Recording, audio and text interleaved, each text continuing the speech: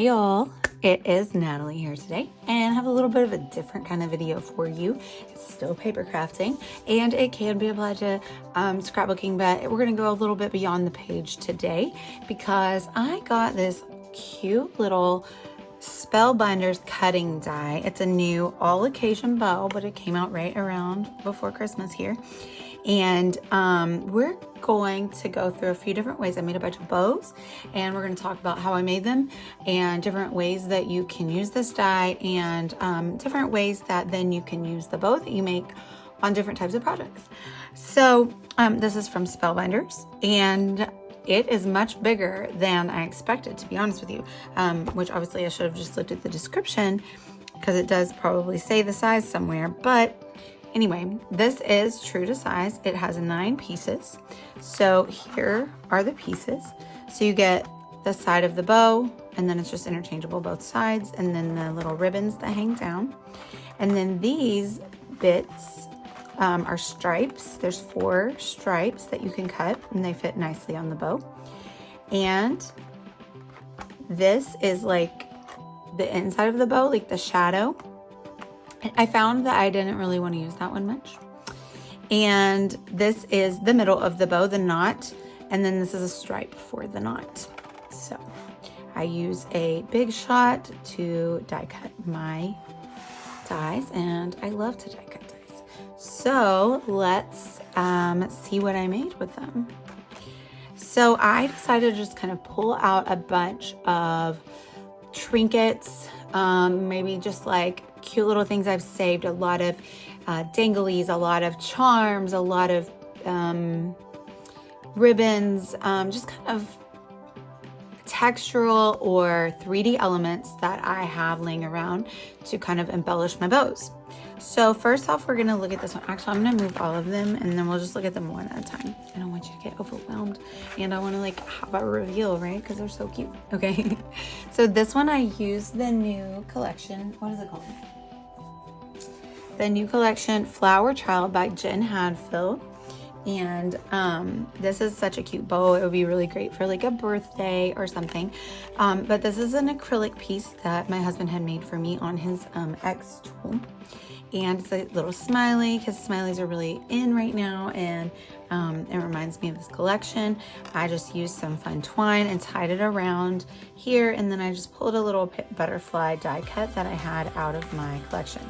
So here I'm not using the stripes of the bow, and I'm also not using the little shadow.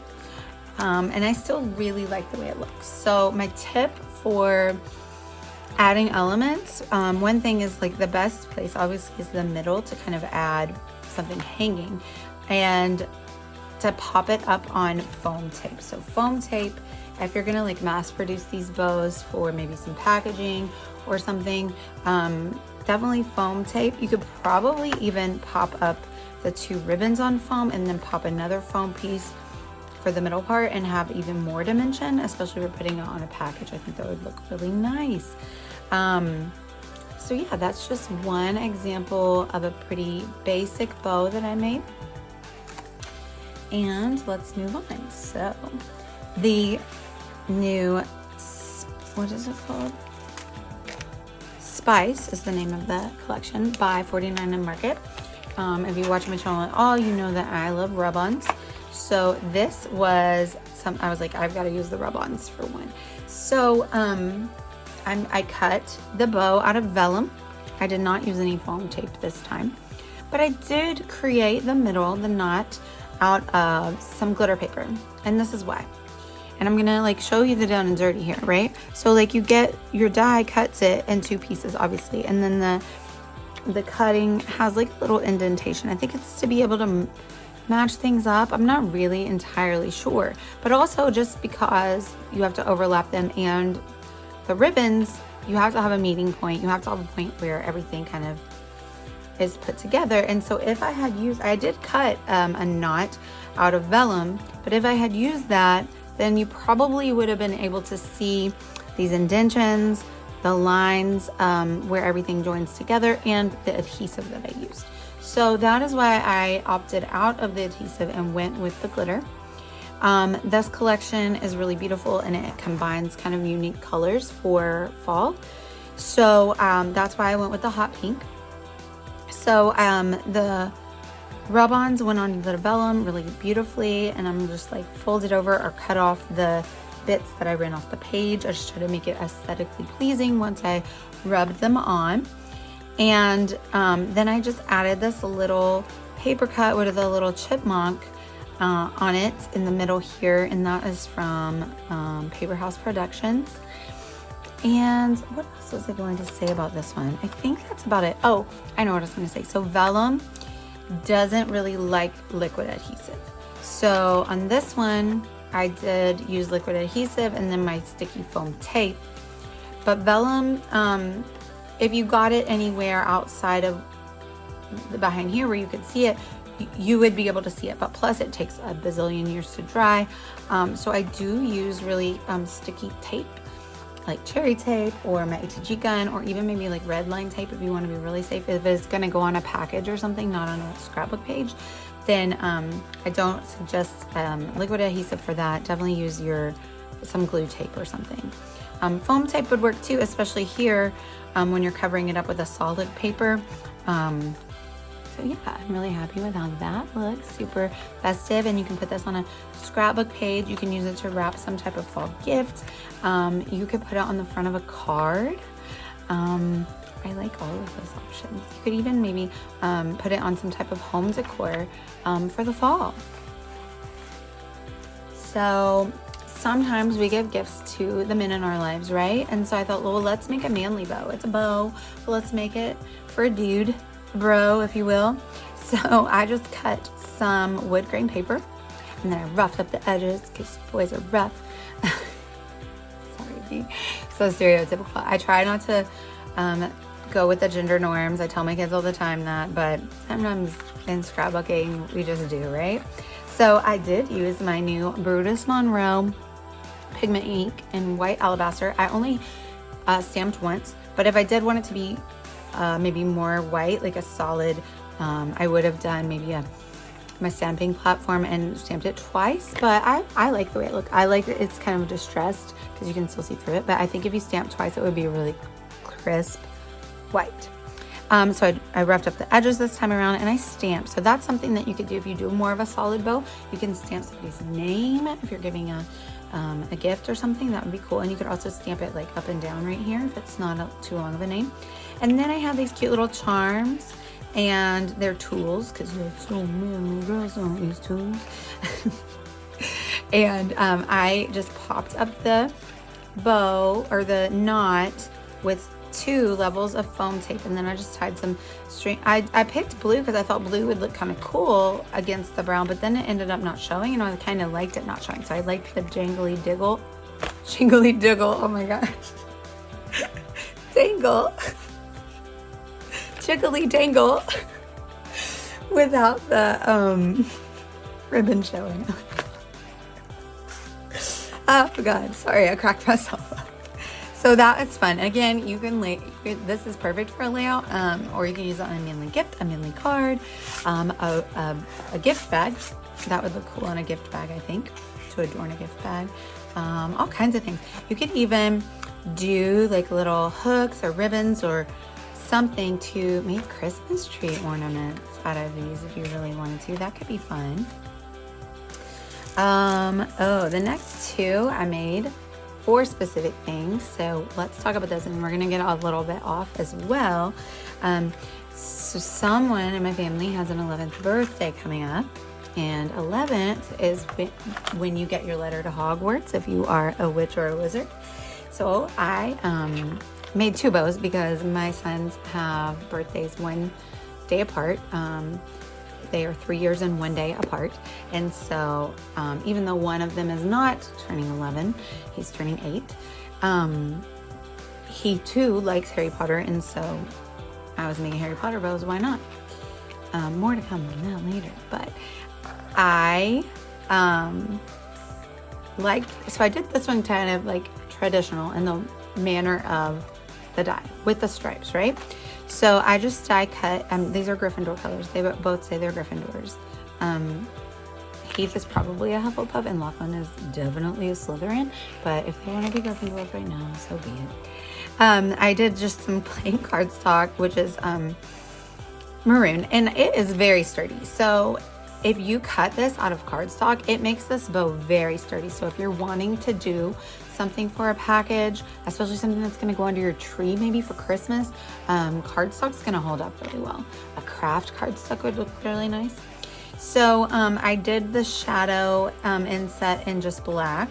And sorry, I did use liquid adhesive, so you can kind of see where if I did get it off a little bit. But then I used this. I used the memory box. I love their 6x6 glitter paper pads, because usually when I'm cutting glitter, I'm not cutting a huge amount of glitter. Like I'm just doing little accents. So I really like that size for that, because it can go in my machine without needing to cut it down. So I use the really, I don't love the yellow gold. When I'm using gold, I typically like to have like a prettier gold. But for this one, it was perfect for the Gryffindor colors. And then I had this little charm in my stash, and it says Wizard in Training. I mean, how perfect is that, right? And so I just tied some twine around it and let it dangle. And in fact, I thought it was going to show, but it ended up not. So I did like that, but I did leave it on the back, and I just kind of taped it down because it's going to go on a birthday gift. So I don't know if you know, there's this girl, Taylor Swift, right? And she's pretty cool. But there's like a resurgence of a popularity of friendship bracelets, thanks to Taylor, I think. Sorry about Lola barking. Hold on. So, well, you know what? This video airs after the big reveal, so I'm just going to say it. We are surprising our sons with a trip to Universal Studios, and I'm super excited, and it's really hard to plan a trip and make it be a surprise. Anyway, the big reveal is in a couple days, and I'm so excited. And so, like we've planned, you know, like they have special shirts to wear to let everybody know it's their magical birthday, and we're gonna get wands, and we're gonna do the whole thing. Because he just turned in 11, and he is my big Harry Potter fan. Lachlan likes it too, but and of course it's his birthday too, so he's got to have something just as special. But anyway, so we have the shirts and everything to wear especially, and so I decided it would be fun to make friendship bracelets since they're in vogue right now. And so I made everybody their own. I kind of just used things that I already had and tried to pull out things that were maybe muted colors, or I don't know, like Hogwarts colors, or just Heath has a Gryffindor bracelet that's like a Pura Vida, and it's these colors, and so I thought that this would coordinate well with it. And so I just made it out of beads that I have, and it says Hogwarts Year 1.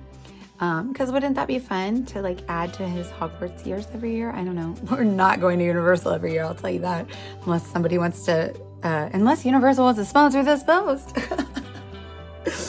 Then we will. Anyway, so I made him that. So all that to say that I am going to put this in a package for him.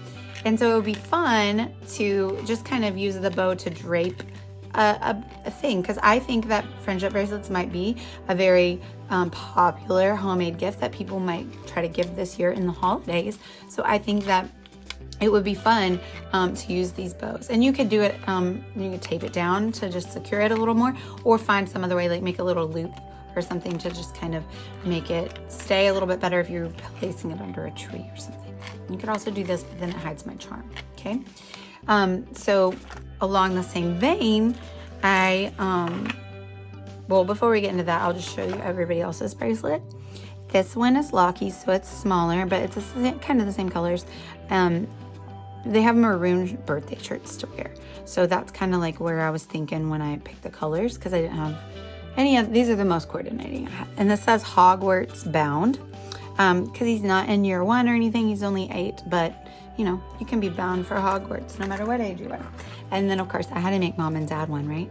So I got Hogwarts alumna, and I did pink just because I had some, and I did some seed beads and then the gold. And so I do the gold because I like gold, but also I have these gold little squeeze beads, so they're like open, and so when you make your knot, I secure my knot with some adhesive.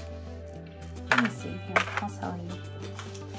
I'm not gonna claim to be an expert on making bracelets at all, but just for a few tips.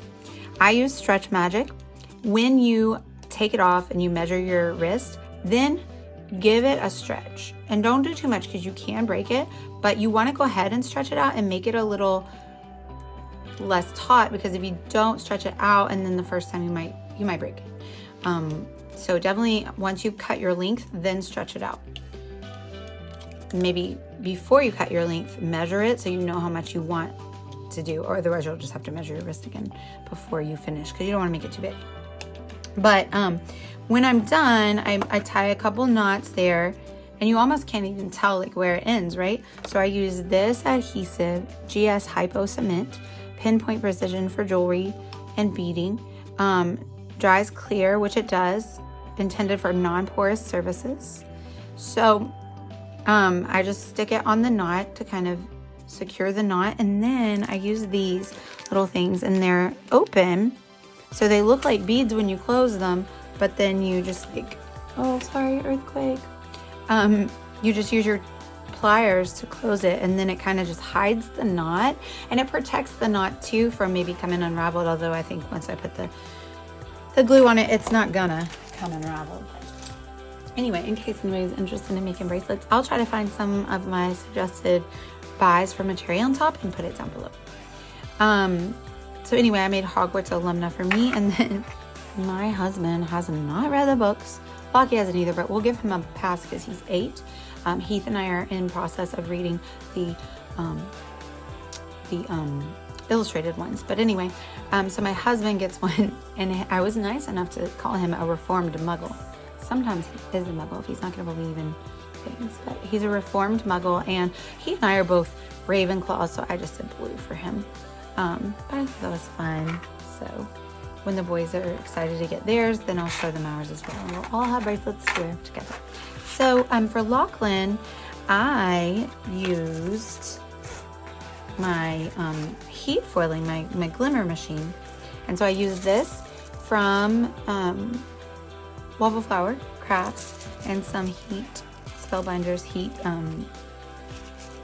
foil, and I actually cut the pieces of the bow first, and then I was able to use, I didn't use this one, I used this one for something else. I actually was able to use scraps, which was cool, because sometimes you don't want a lot of extra foil when you are foiling something, because it might kind of get on stuff, and so you do tend to cut it down, and you tend to have like random size little scraps. So this was really nice because I was doing like smaller pieces, so I was able to just lay my scrap down and then lay the cardstock on top of it and roll it through and get through some of those scraps, you know? So I really love how nicely that went, and look at the shine, right? And so I got another little clip that was from Paper House Productions, but it was an owl, which was really perfect because I had already pulled out some white feather, because you know Hedwig in Harry Potter is a white owl, a snowy barn owl maybe. And then I have the honeybee stamps furnace and spoon, and I used their wax melt as well. And then this, actually, my husband and I have been to Universal before, so this was maybe kind of the start of my love for wax seals. So I now have a ton of honeybee wax seals from the store, and I'll link those down below. But this one is from Universal, the first time we went, and it's the Deathly Hallows. I have a Deathly Hallows tattoo on my foot, so I thought it would be fun to use. But anyway, this is just an example of how you can embellish your own bows for use with this die, and you can use any of your wax seal stamps in the same way, and then you can add things to it, like a feather. A feather would be cool for anything, not just to signify an owl, but feathers are just fun, very boho. If you have like a boho vibe to your decor, you could make bows for some home decor and then add feathers to that with any wax seal that you want, like a leaf would be cool, or a butterfly maybe. And then I just kind of like slid that down in there. You could also kind of hide it behind the bow if you like that look. You could also use one of these little clips to hook a gift card or money or something to the front of a package, or even just like if you want to use a name tag, so like to so-and-so from so-and-so could clip this onto the bow. Lots of options. I'm going to use it to hold Lachlan's bracelet onto his gift when I wrap it, which I still have to do. Aren't those fun? I was really proud of those. And I'm glad I already have a use for those. The other ones I've made, I'm just going to use them in the course of my scrapbooking. Lastly, I saved the best for last. This is fun, and it was a little time consuming, but really it wasn't as bad as I thought. And also, oh my gosh, how fun would this be to decorate a whole Christmas tree? Oh my gosh, this would be so fun. And these are super sturdy. So I made a snow bow. How about that? So I cut out vellum for the back, but you could also just do 2 layers of, I cut transparency, or like, what do you call it? What's the word? Acrylic sequin shaker acetate, not acrylic, it's acetate. I cut out acetate sheets. In order to cut these with this, I did use my precision cutting plate rather than just my normal one. But sometimes my precision plate will make the dies wonky, but this one did not actually. So they cut really nicely. So it cut through the acetate sheet beautifully. So then I sewed around each one, and then I left a gap open, and then I filled it with these, I don't know what you call it, like iridescent confetti maybe. So there's all kinds of new really fun sequins and things in the store from a few different companies, and so I'll link those down below too. But the smaller sequins would definitely work. There's not a lot of room, so like the vellum is pretty strong, so there's not a lot of wiggle room, so I did it doesn't move much. If you got a different material, maybe not even an acetate, more of a stretchy clear plastic, I can't think of, like if you used a page protector, if you cut apart a page protector and use that instead of acetate, you probably could get a little more give, and like the sequins would maybe be more of a shaker, more than this is just like a transparent see-through thing. So that's my tip on that. But after I filled it up, I kind of made sure to shake it around, or I stuck something down in there to move it around and make sure it filled out the whole area, and then I finished sewing it up. And then I did sew all 4 of these pieces together, and then to meet in the middle rather than try to use an adhesive, and then just popped this on top, I think with, I use liquid adhesive. No, I didn't, because the backside is vellum, and like we said earlier, vellum doesn't really like liquid adhesive, so I did use just some regular tape. So I was really proud of that. Like I said, this is super sturdy. I was also thinking about maybe putting, I think I have buttons with snowflakes on them. That would look nice. I'm not sure what I'm going to use it for, so if I do want it to be for a snowflake theme, then I probably will add a snowflake, or you could add like a little sticker down here of like a snowman. That would look really cute. Anyway, so those are just a few ideas of how to use this really cool Spellbinders cutting die, on the page, off the page, lots of options. I hope you enjoy this video. Let me know if you have any questions, and I'm going to put a ton of links down below to a cherry on top to get all the supplies that you might need to make bows. Use them on your scrapbook page, use them on your mini albums, use them on your home decor, use them on your gifts that you give to people, use them on your cards, all kind of options. Thank you guys so much for watching. Bye y'all.